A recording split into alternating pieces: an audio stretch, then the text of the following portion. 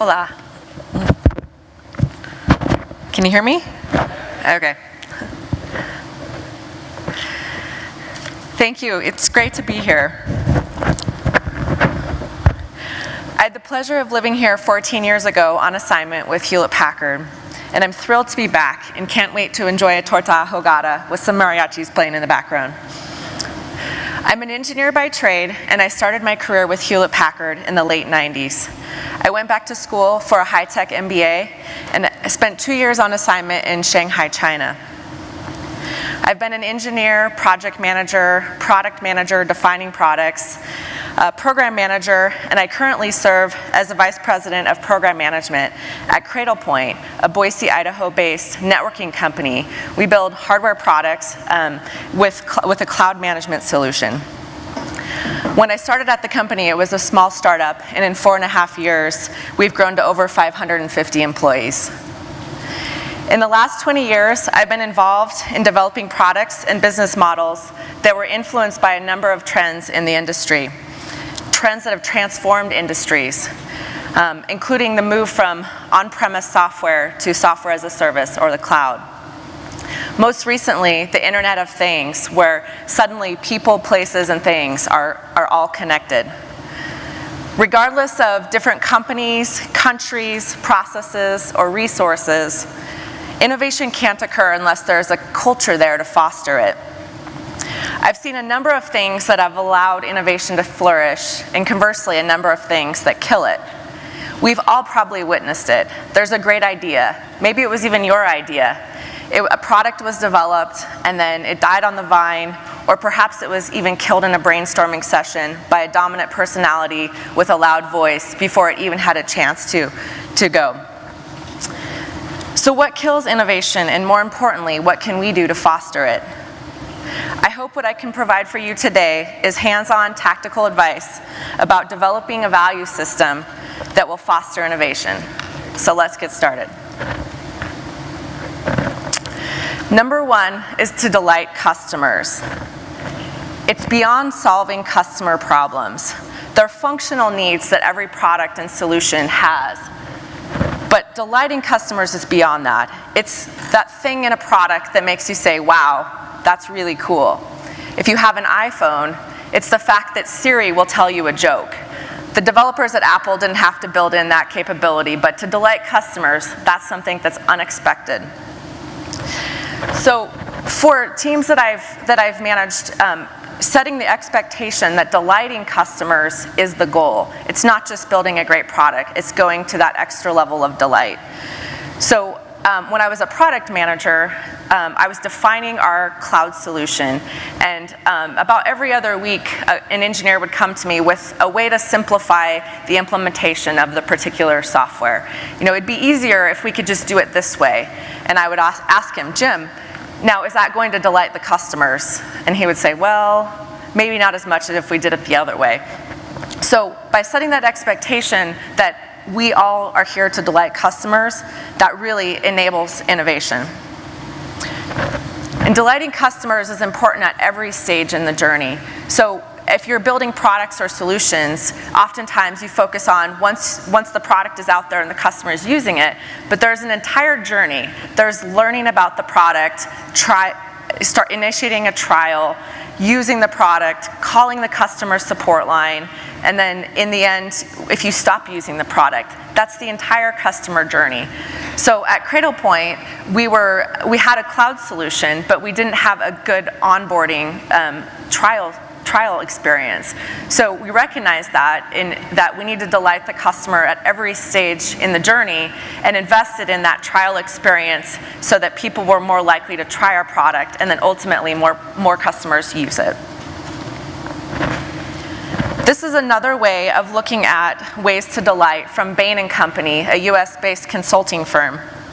This focuses on the functional, emotional, life-changing, and even social impact aspects of delight. So the bottom part of the triangle is those functional needs. So when we were going to build our cloud solution, we looked at this triangle and we thought, where can we impact the customer? How can we delight the customer?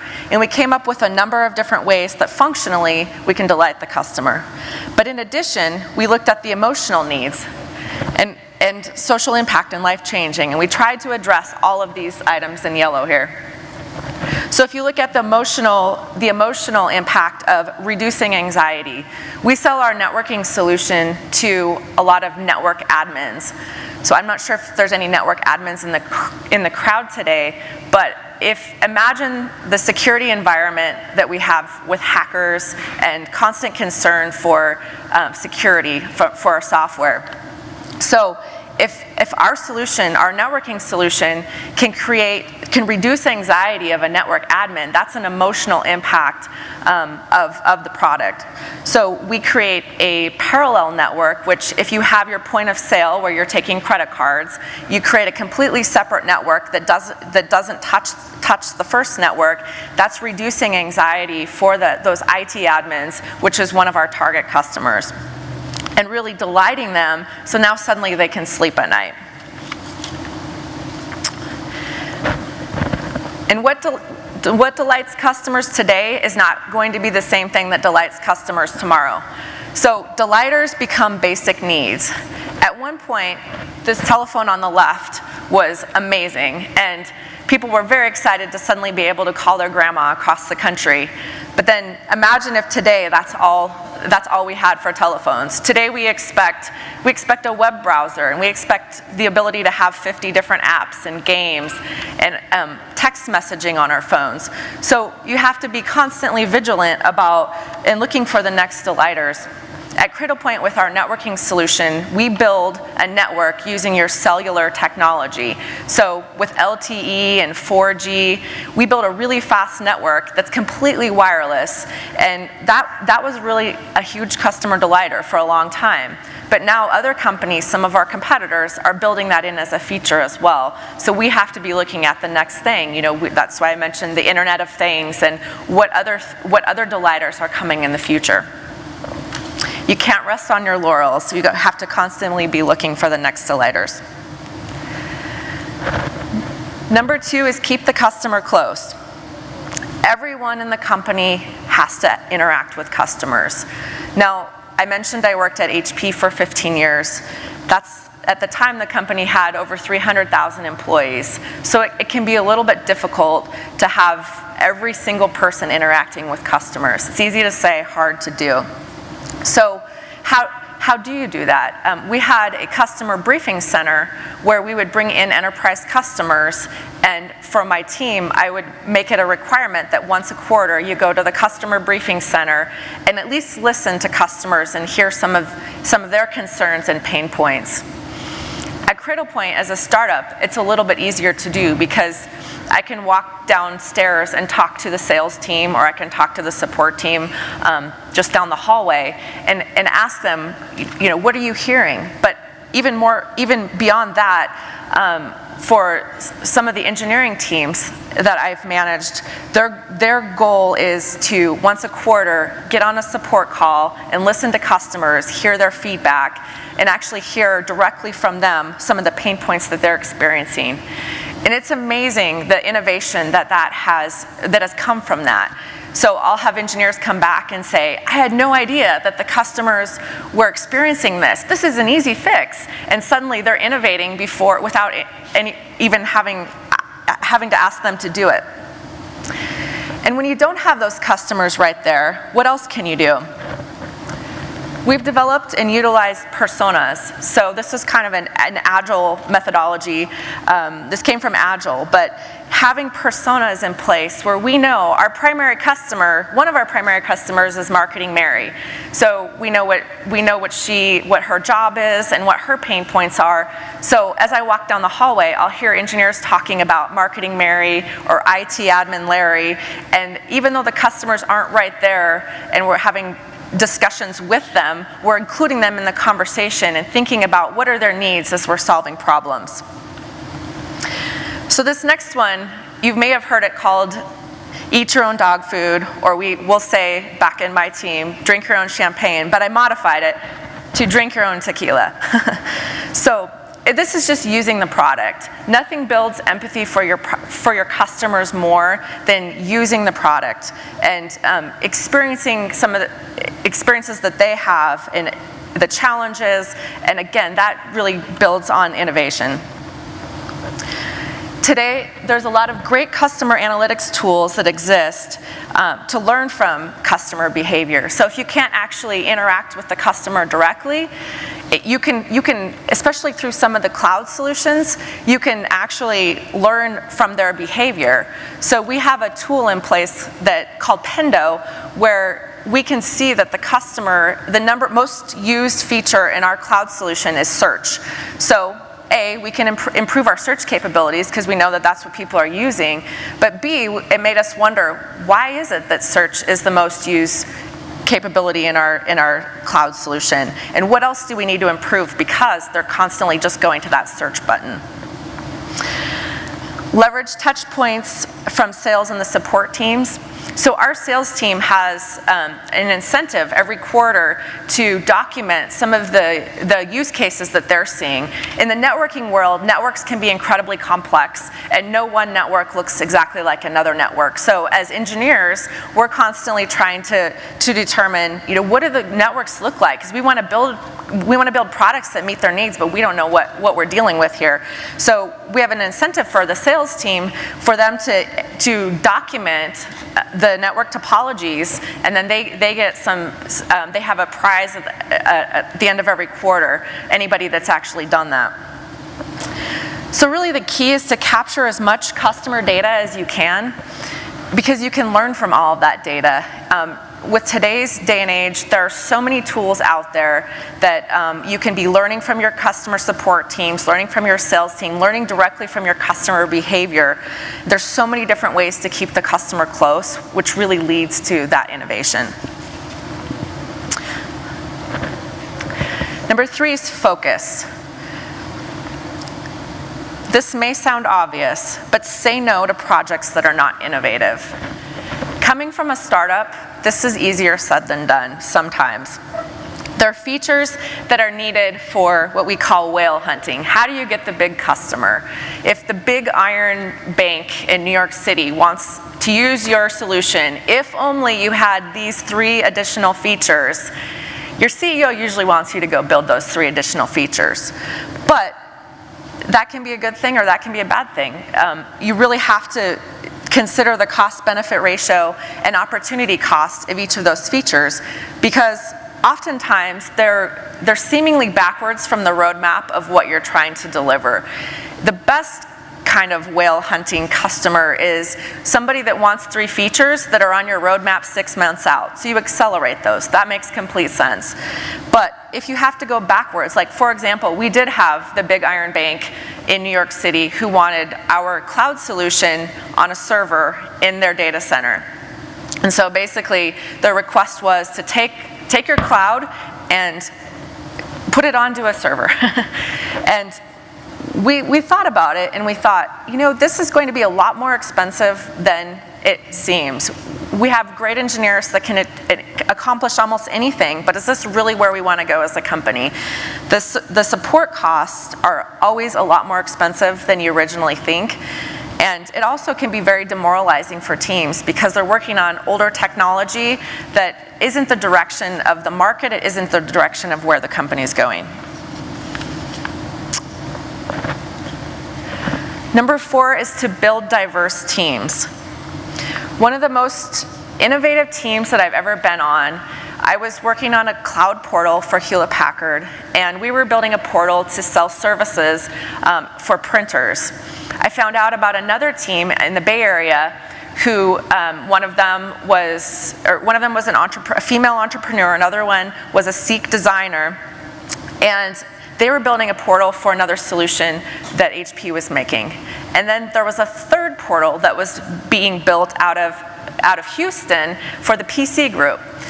We all found out about each other and decided, what, we should just build one portal and meet all the needs of all 3 of our groups.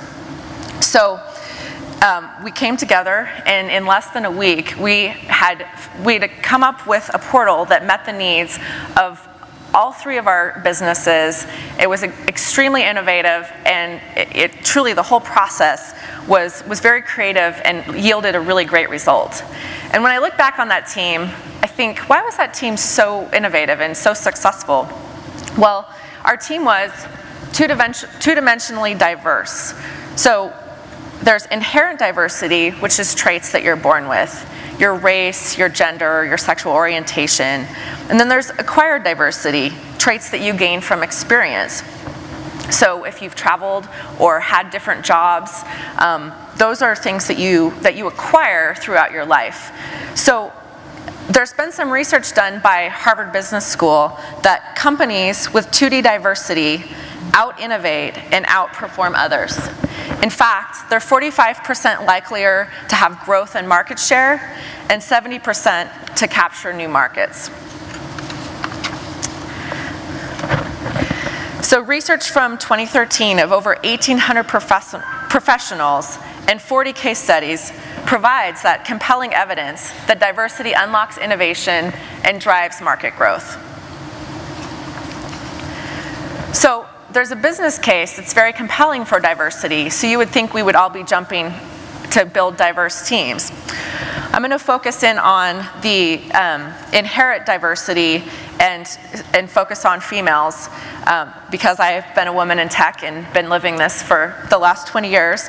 And it's one of the inherent traits that is something that we can, in locations like Idaho, where I'm from, I most recently also visited Iceland, where people look a lot the same.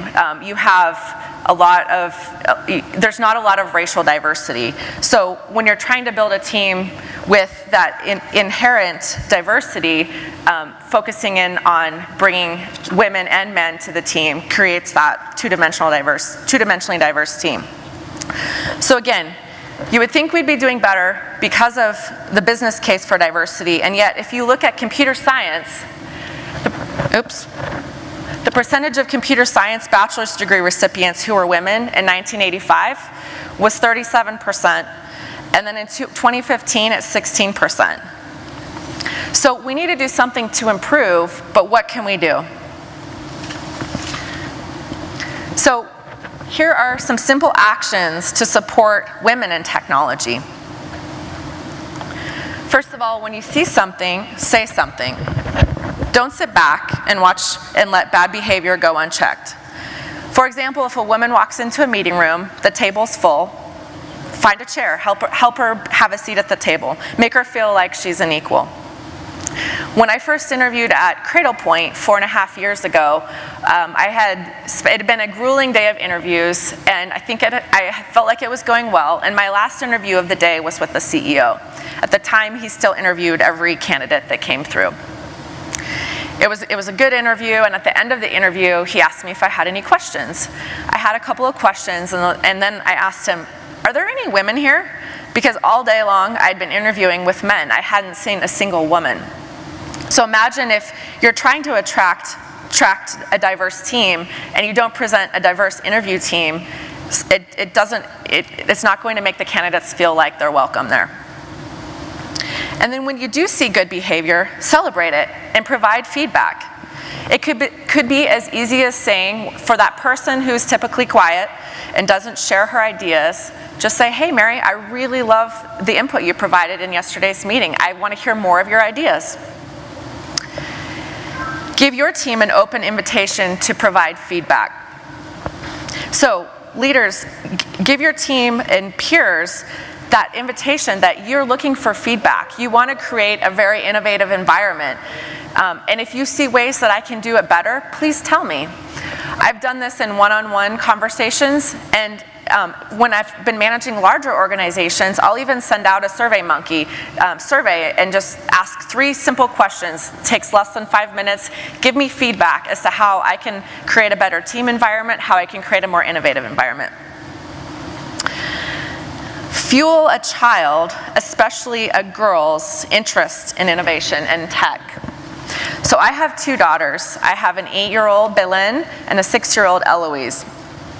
At their age, they think that they can be anything, and the world has not told them that you should be this or you should be that. And as their mother, I've been very conscious to try not let the world tell them that they should be one thing and not something else because of their gender.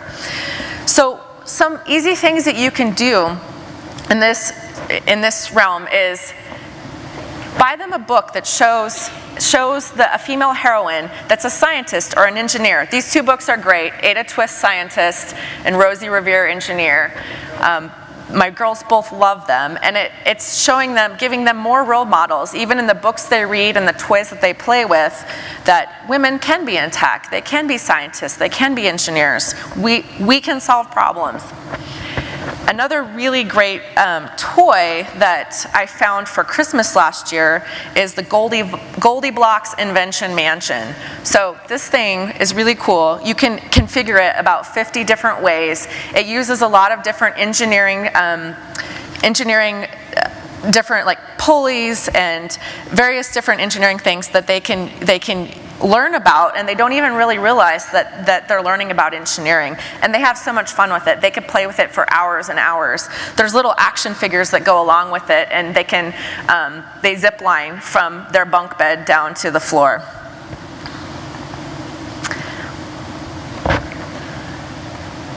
Invest in mentoring. Let your team know, let your peers know that either you're looking for a mentor or you're available to provide mentoring. A lot of times, everything that we need to be innovative is here inside of us. We just need somebody to help pull it out.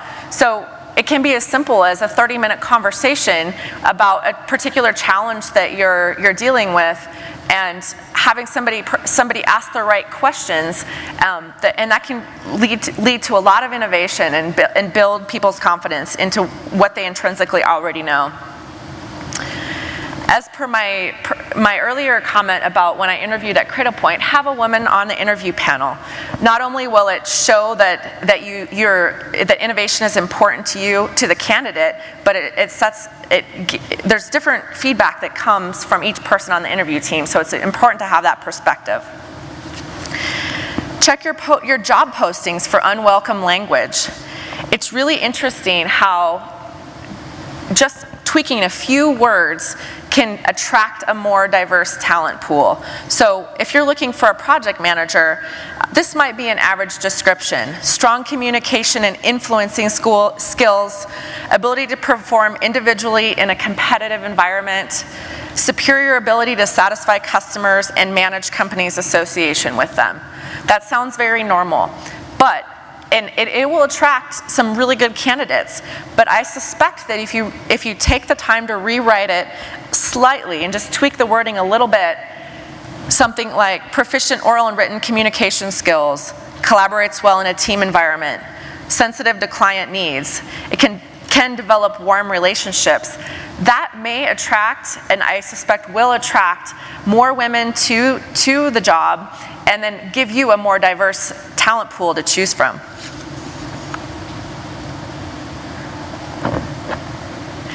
Say no to manels. So a manel is a panel made up of all men.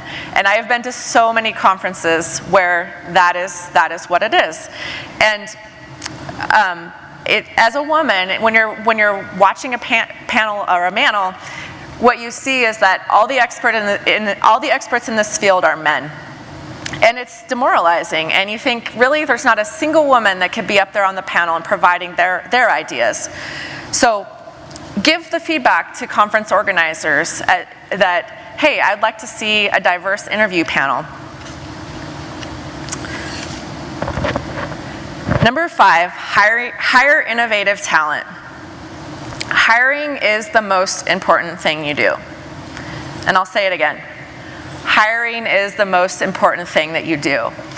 And we are all extremely busy, and it can be really hard to find the time to put into hiring great talent. But it's really critically important when it comes to innovation especially. Every single person that you hire affects the culture. When I first started managing our software as a service organization, I inherited a team of DevOps, which is basically the engineers that take all the code that is written and get it up to the cloud. So it's what you see as a customer interacting with the cloud solution. There was one individual on the team who was poisonous. He had a really terrible attitude. His team ultimately within 6 months had all quit. One particular individual completely affected the culture. Conversely, the first person that I recruited when I first started at CradlePoint was a woman. Her name is Jennifer, and since she joined the company, she's attracted probably 40 different really high quality engineers and other individuals to the company, and created a culture that fosters innovation, fosters fun, and has really set a tone for the entire company. So one individual, every individual can really, really affect the culture. That is why hiring is so important. So how do you find innovative talent? So again, I mentioned we're all busy. We have lots going on, especially as a startup. In a startup, when you're wearing multiple hats, I would recommend considering a recruiter for scaling the team. So we hired a recruiter to go out, take our job descriptions, and find the best candidates. So then we're still doing the important job of hiring, but we're also we're not spending as much time doing it. We're only meeting the most qualified, the best candidates for the job. Create a cross-functional, diverse, consistent interview team. So both at Hewlett-Packard and at CradlePoint, I've had the opportunity, where there were times when I had to hire about 20 people in a short period of time. So by creating this team, you have a diverse team of, in my case, it was engineers. We had cross-functionally, we had some individuals from marketing and product management. We had the same team meeting with every single person, so we're getting really consistent feedback and are able to compare candidate A to candidate B and make sure that we're all aligned on who the best candidate would be. Hire outside your circle. Now, this is easier said than done. So I've definitely made the mistake of not hiring outside of my circle, and sometimes it works out and other times it doesn't. But for a truly innovative, diverse team, you do have to go outside of your circle to find these people that have different experiences as you. When I started in my current role as Vice President of Program Management, the first two individuals that I hired, they are female, they have experience at HP, and we sat down for our staff meeting and I thought, oh man, I just did exactly what I'm telling you not to do. I did the opposite. I hired women that were similar to myself, and so then I had to make a conscious effort of hiring outside of my circle and creating a more diverse team, because for us to be the best and most innovative team that we could be. And then have innovation be a focus of the interview team. Now, how do you do that?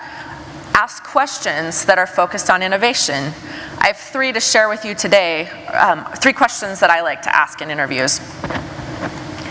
First, and this one comes from the company IDEO, it's a US-based innovative company. They hire innovation experts with strategic imagination. So they ask, if you had 1 month and $50,000 to tackle any project, what would it be? This allows the candidate and the opportunity to share some of their ideas, and it gives you the opportunity to see, can they ground their ideas in reality?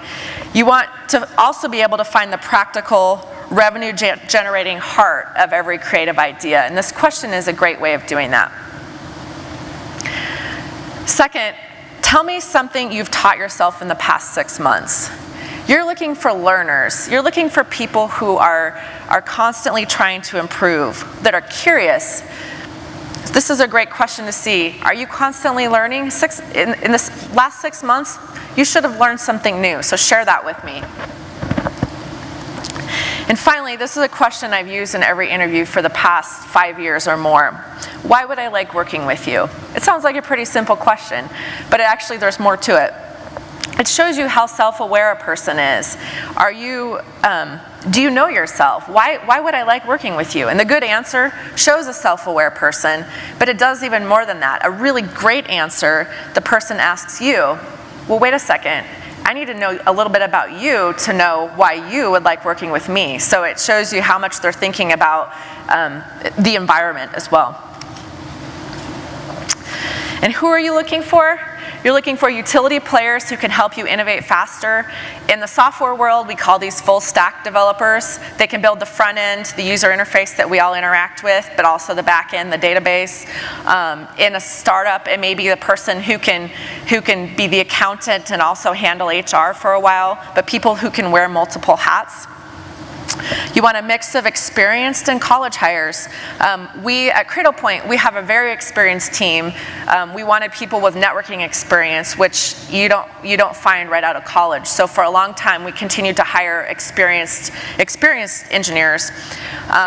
In time, we realized, you know what, we're not learning about the latest trends that are being taught in universities. We need to bring some more innovation in, and these individuals have the opportunity to learn from these really experienced people.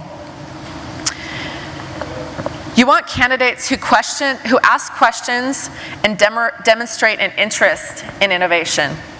If you end the interview with any questions and they don't have any, that's usually a red flag. It's always good to hear some questions. You want to know what they're thinking about and that they're interested in innovation. And finally, you want the best candidate from a diverse talent pool. Now, I don't want you to leave here thinking, always hire the woman. That's absolutely not what I'm saying. What I'm saying is to take the time and to go through the steps to get a really diverse talent pool and then hire the best person for the job. And that person could quite possibly be a man, but at least you're looking from a diverse group of people. Number 6 is empower your team. So you've gone through the effort to hire a really great people.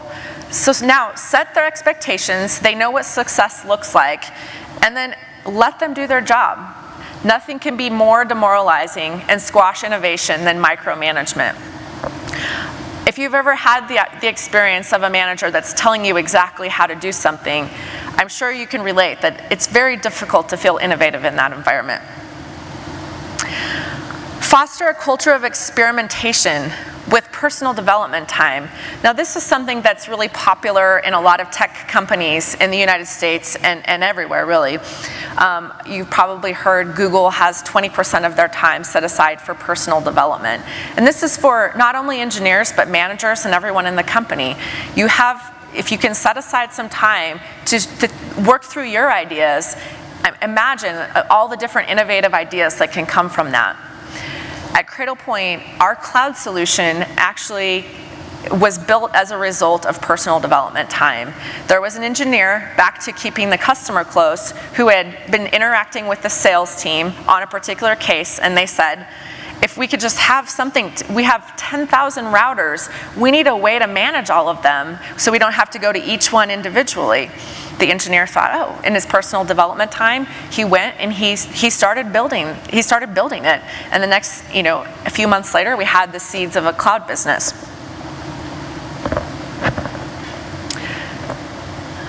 Now, that only works in a culture of trust and accountability. As I've shared this presentation with others, I've had people in other industries say, if I gave my people personal development time, they'd go home and take a nap. So you have to have the right environment for that to be successful, but it does yield really great results. Number 7, allow ideas to flourish. There are cultural considerations to innovation. So I mentioned I've lived here in Guadalajara, and I also had spent 2 years in Shanghai.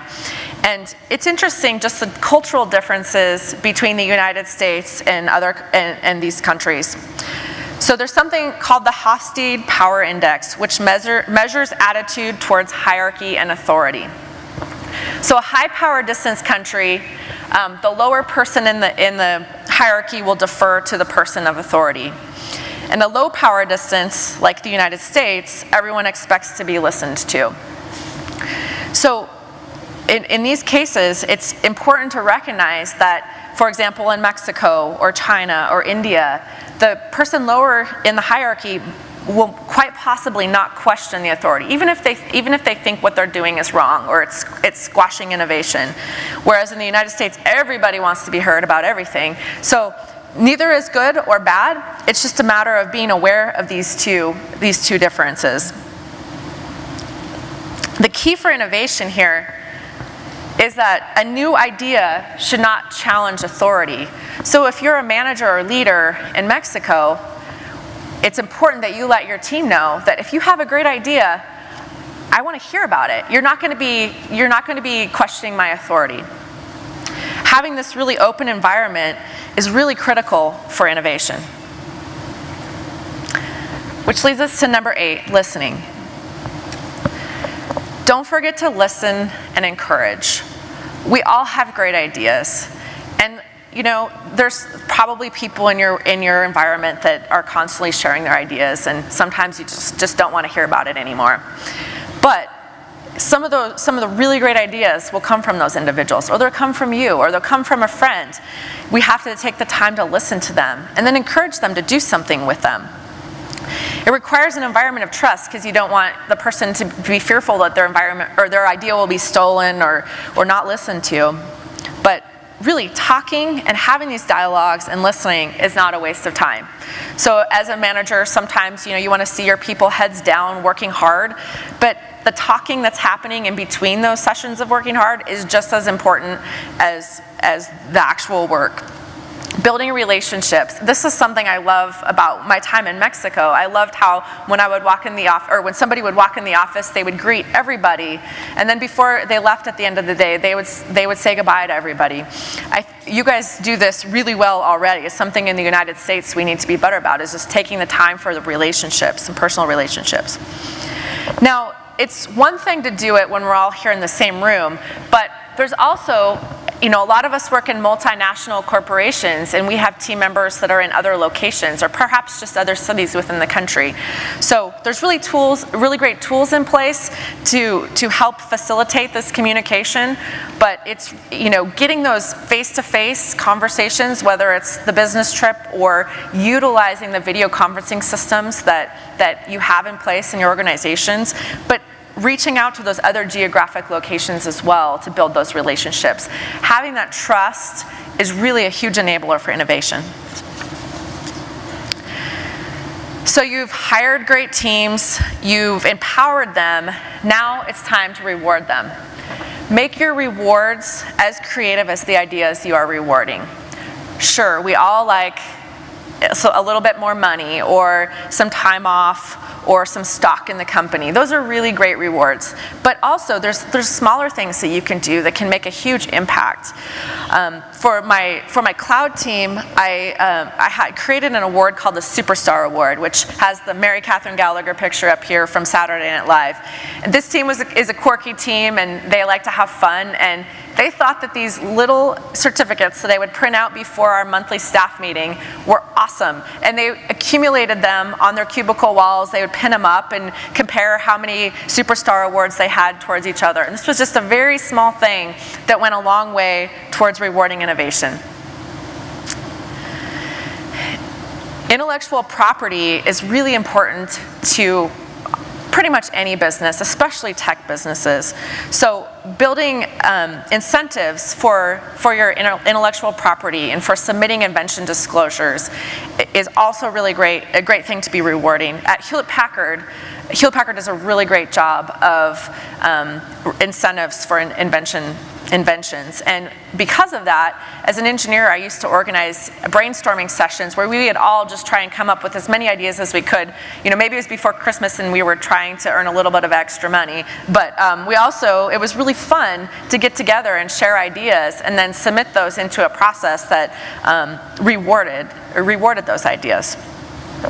Also, as you're hiring managers in your organization and leaders, ask them how they reward people. A lot of times, I find that to be a really great interview question, because it shows you if they're thinking about the individuals. Because again, buying a bottle of wine for one person might be a great reward, whereas the other person just wants to take the afternoon off. So finally, stay hungry and humble, or you will be. None of innovation, all of the things we've talked about today, none of these are going to be successful if you start getting cocky and you start thinking that you know your customers and you don't actually need to talk to them anymore. You have to keep doing these things and stay hungry and humble. Or as I think you say it here in Mexico, stay thirsty, my friend. So in summary, here's the 10 core values that we've talked about today. Are there any questions?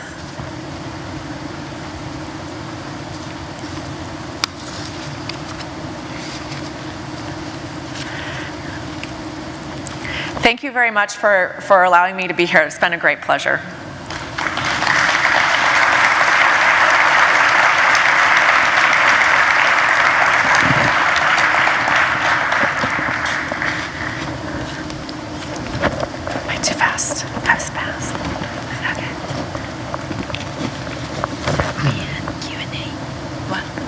Alecia, Hoobing, thank you for your great collaboration.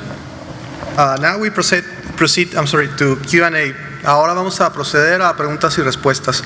Tenemos un par de micrófonos en el área central.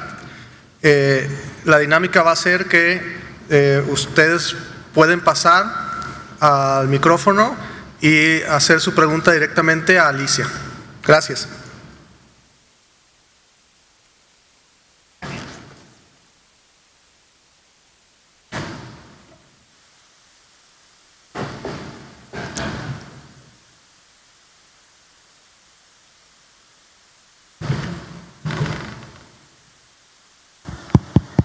Hi, Alecia.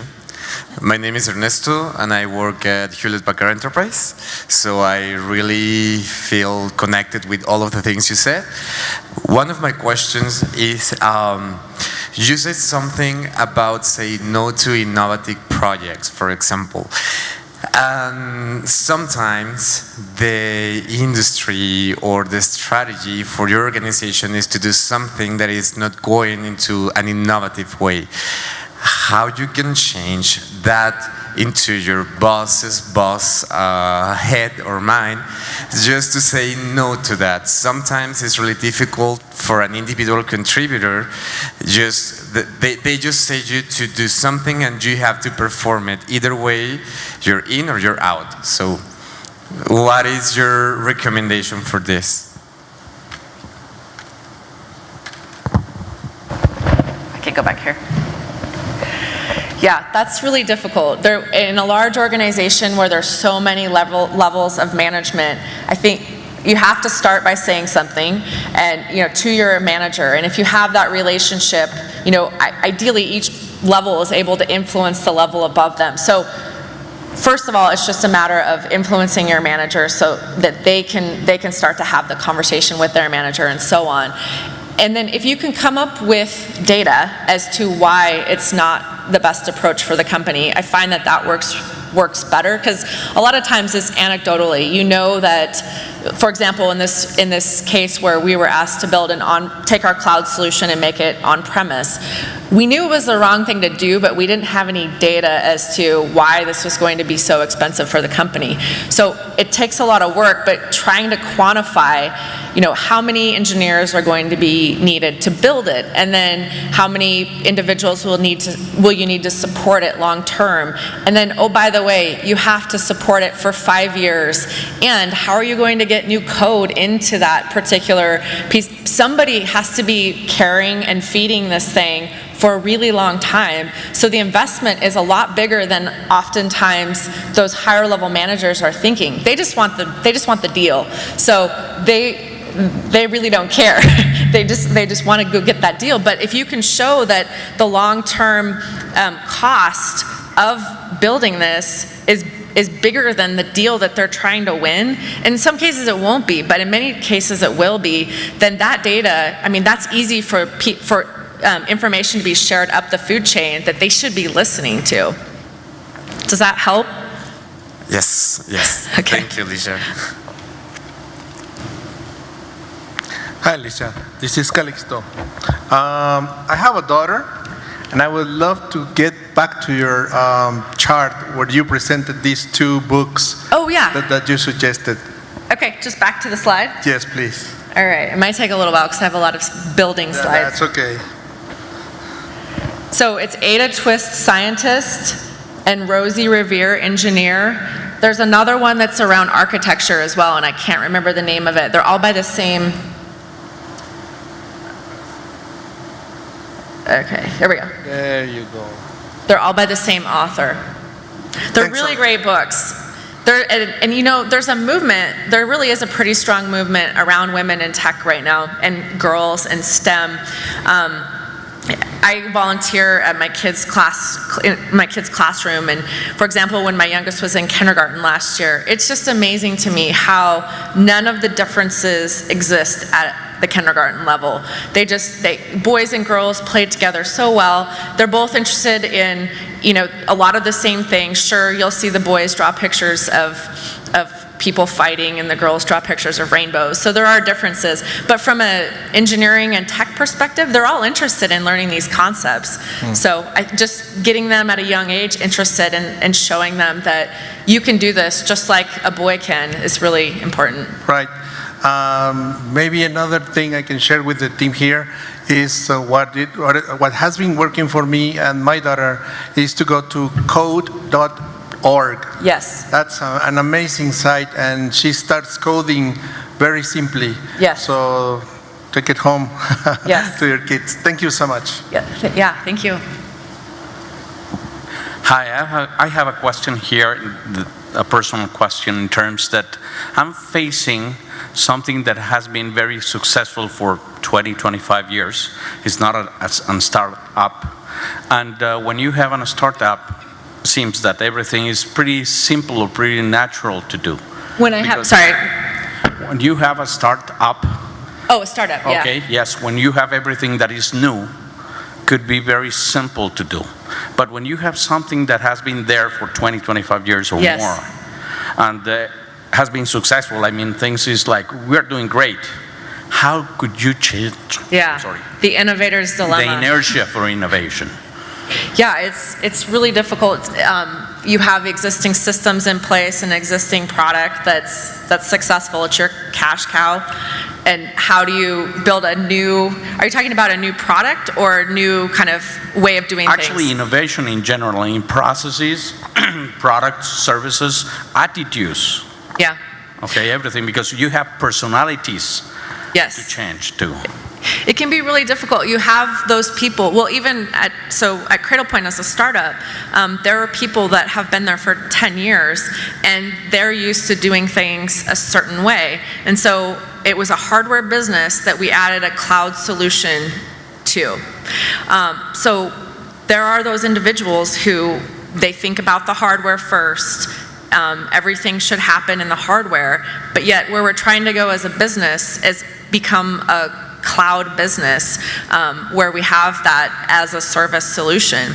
So I think there's a couple of different ways you can go about it. One is creating a separate team on the side to, or carve out a couple of people who you feel can really embody innovation and let them go innovate and do that on the side. Or if you have the ability to hire a couple of people to sort of seed a new way of doing things, that's one way, but it can still be hard because you have the antibodies of the old way of doing things. So another way is from the top saying, this is how we're going to be doing business moving forward. Here's the old way and here's the new way. And everybody needs to start speaking in the new way and educate them on here's where we want to go.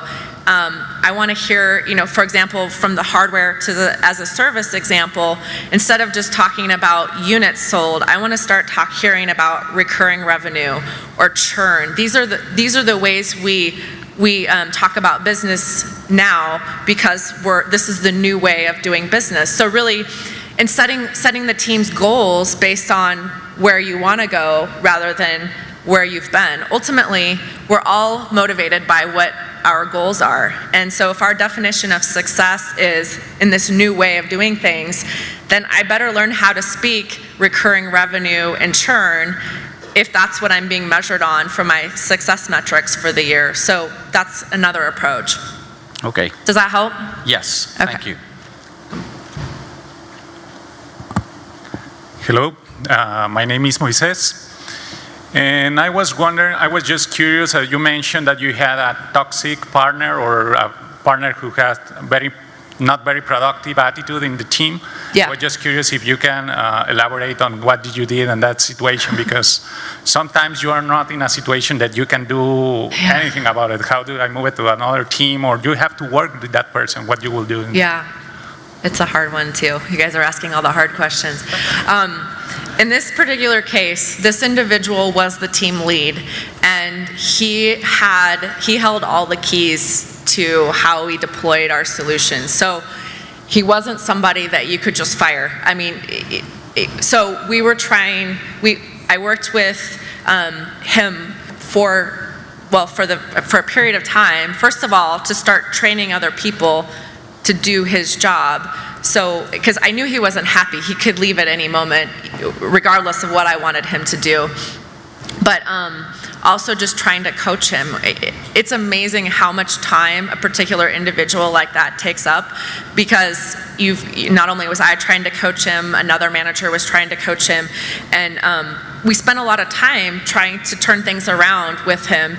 At the same time, we were trying to, again, build up a whole team that knew how to do what he did. Unfortunately, that team ended up quitting, so that sort of backfired. And ultimately what ended up happening with this particular individual is that he did end up leaving, and we had another team, we had some other individuals come in and learn the space, and they're doing it in a much better way now than how it was before.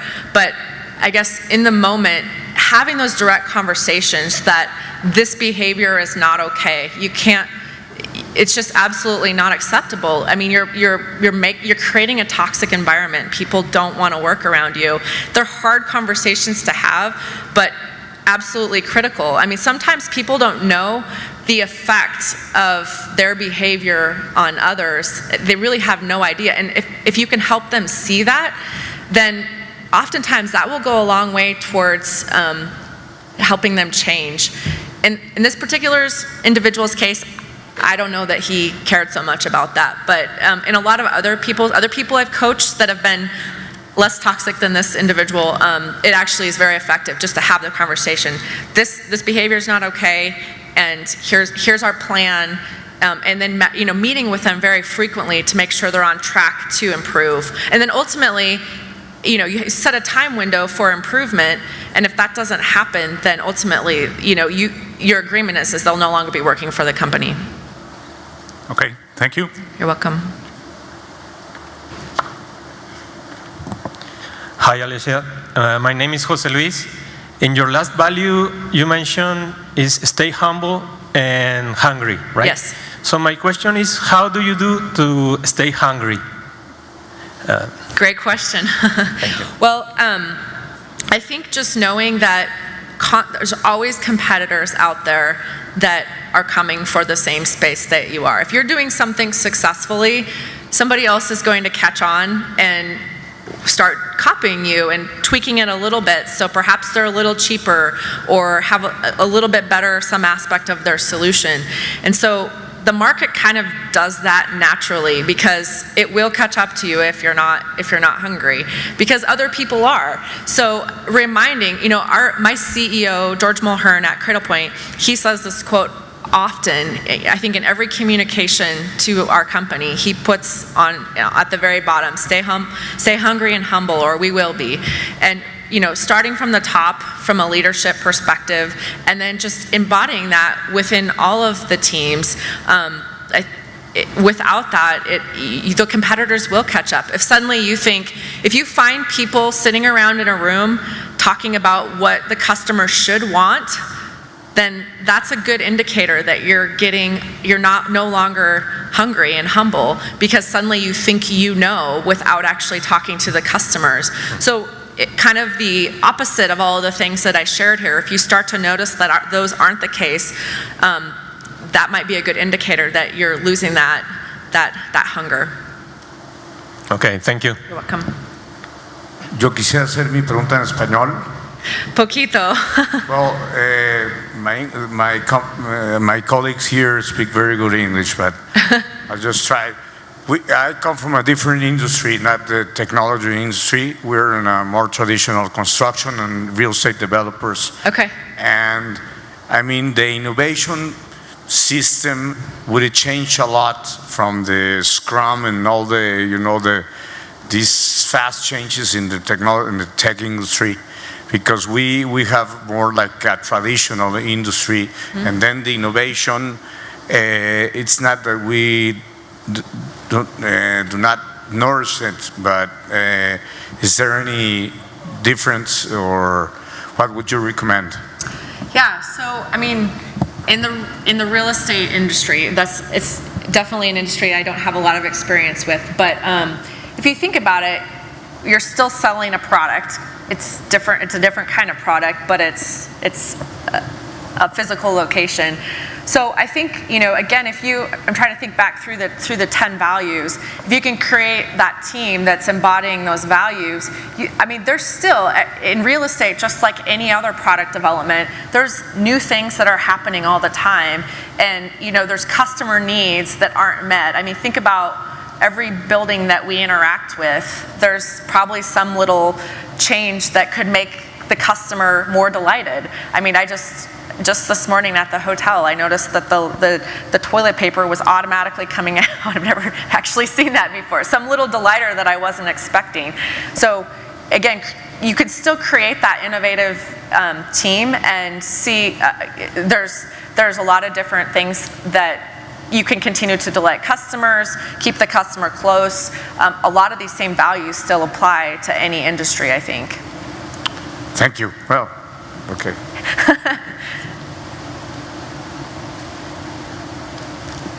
Hi. I'm Clara Castro. I'm working at HP. Excuse me. My question is more related to what you said about women in IT. I totally relate to your experience, and I would like to know what has been the biggest challenge that you have working all these years in the IT industry, and how you overcome it. Oh, that's a good question. The biggest challenge, I think the biggest challenge is when you're in a room and it starts to feel like, I'll use a sports analogy, like locker room talk, where it's mostly men, and it's sort of like, oh yeah, we played golf yesterday, and you feel excluded. And so you're at work because you want to contribute just like everybody else, but then if you don't feel like it's an environment where you're an equal to the others, then I think that's a really big challenge. And so I guess the way that I've overcome it is, and it's not that I've overcome it and it's done. It's a constant thing, especially in a lot of different industries. This will be how it is for a while, even though there's many of us out there trying to improve it. So saying my opinion, even though sometimes I just want to be quiet. I don't want to say it because I don't know if it's going to be well accepted. When you're part of the club, you can say something stupid and it's not a big deal. But when you're the one that's not part of the club and then you say something stupid and you already sort of have a little bit of imposter syndrome, you're wondering, should I even be here? Then it's harder to say it. So I guess what I've learned is to say it. And you know what, if it sounds dumb, so be it. But at least you shared your opinion. So that's kind of my biggest piece of advice. The other one is, it's interesting with jobs. In a job description, women read a job description and they'll apply for the job if they have 98% of the qualifications for a job. But then, this is from recent research that I've read. Men, on the other hand, if they meet 50% of the qualifications for the job, they'll apply for it. So it's interesting because as a woman, you feel like you have to be perfect, otherwise you shouldn't be there. And yet, oftentimes, many men, and I'm completely generalizing, so I apologize for that, but many men feel like, well, I'll go for it if I have 50%. So again, speak up and then go for the job, even if you're not totally qualified. And sometimes I've done that before where I went into the job and even to the manager I said, I'm probably not the right person for this job, but here's what I really want to, here's why I think you should consider me. Or, you know, here's why in the future, this is the other kind of job that I'm looking for. And then in this particular case, a year later, the manager came back to me and said, remember when we had that conversation? Yeah, that job wasn't right for you, but this one I have now is. So speak up. I mean, that's really, really critical. And then go for it. I mean, just, you have nothing to lose. Thank you. You're welcome. Hello. My question is, do you think that innovative environments are exposed to higher level of risks in terms of failure? And in that case, how do you set proper levels of tolerance for failure? Proper levels of what? Tolerance. Tolerance. Oh yeah, that's a great question. So I could have added a point up there, is to embrace failure. Create a culture of experimentation where you are encouraging people to experiment. Having that personal dev time that I mentioned, where people have a portion of their time set aside for trying new things, that really goes a long way towards setting a culture of experimentation. And just changing the dialogue of your team to be, instead of, you know, here's the goal, let's achieve it, like here's an experiment with a hypothesis, let's go test and see how customers react to it. Rather than this is successful or not, it's you're constantly setting experiments with hypotheses that you're learning from, and then you'll continue to do that. Even if it is successful, you can make it even more successful by creating another experiment with another hypothesis to see if it makes it even better. And you're constantly iterating on the innovation and just delighting customers even more and more. Thank you. You're welcome.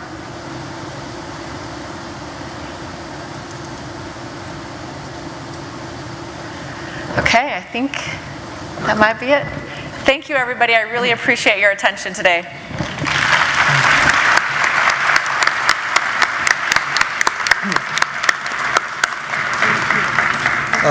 Thank you so much for your willingness to share these values for building innovative products.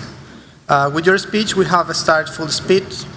As acknowledgement of your sharing and grading, we would like to give you a recognition on behalf of this event staff, delivered by our chapter president, Jose Luis Gomez, and a very cool program manager from Hewlett-Packard Enterprise, Aparecida Gasparini.